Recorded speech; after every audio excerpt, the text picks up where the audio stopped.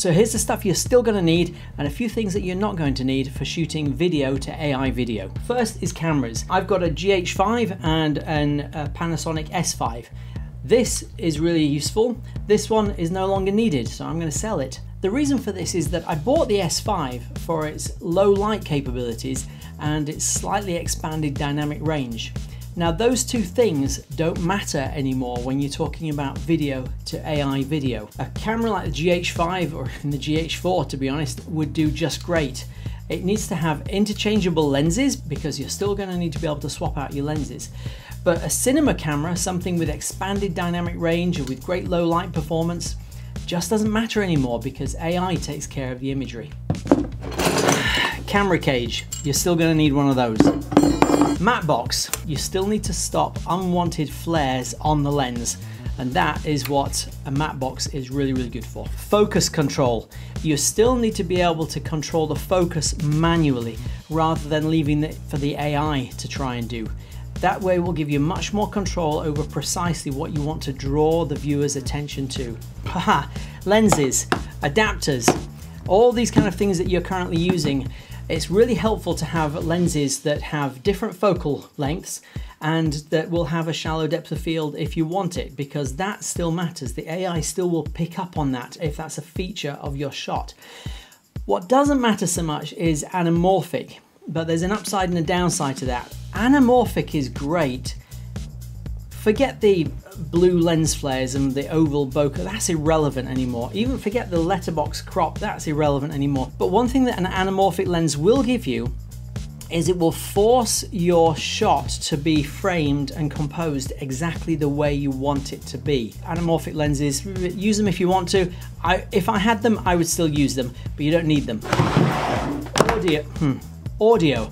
This is really important, because an AI voice is still an AI voice, and one of the great things that actors bring to the table is a vocal performance and a delivery that is authentic, natural, and just you can direct it. You're still going to need an actor's performance. AI is a long way from being able to replace human beings when it comes to replicating the subtleties of humanity and human relationships. If you capture great dialogue really well, then you don't have to worry about faffing with AI later.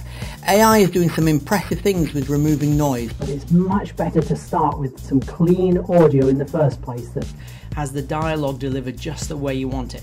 The great news is, if it's not captured on the day on camera, it's much easier to go back and do ADR, automated dialogue replacement, where you essentially sit in a studio or in a quiet space and you have the actors re-deliver their lines again. The better you can get the audio on camera on the day of the shoot, that's better.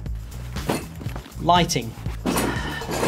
Lighting is one of those areas where there's a lot to change here, because the lighting setup you use is different now. The ideal lighting setup with current video to AI video tools is to have nice clean lighting that gives you great coverage. It's the kind of lighting I hate. It's the kind of lighting that absolute filmmaker amateurs come up with, when they just walk into a scene and they've spent all their money on a big fancy camera and then they just go, oh, what about the light? Well, just turn on the big light and then, you know, the room light goes on. That's horrible lighting, and too many amateur filmmakers do that. But when it comes to AI video, the lighting needs to be as flat and clean as possible, lighting every area that you need the AI to definitely pick up. You may want to highlight kind of hidden corners, but most of the time, a lot of the lights that you don't need are the lights that you currently use. Something big and powerful that you can use for full coverage, those kind of lights, they're really helpful. There's all kinds of other lights that you just don't need. You don't need a lot of those anymore. As AI video tools improve, they'll get better and better at planting cinematic lighting on top. I'm hoping for the day when you can change the lighting setup like that with a different prompt, just to change the lighting in your scene. Tripods are still necessary. Gimbals are still really important.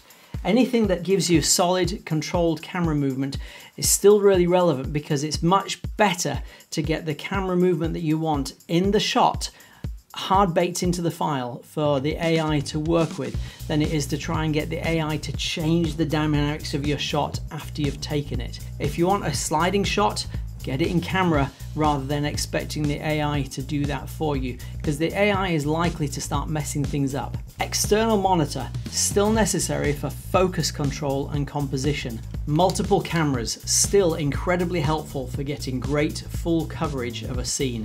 That means that you don't have to then reshoot it and reshoot it. Great technique. If you can afford multiple cameras, use them. The great news is, because you're not looking for a cinema camera and you can work with GH5s, presumably you can afford multiple GH5s with lenses instead of needing to have one expensive red camera. And of course, the other things you're still going to need: clamps, handles for your rigging, a whole bucket load of other rigging bits and pieces. I'm not tipping those on the floor. Spare batteries galore, and cables, all that kind of stuff still matters.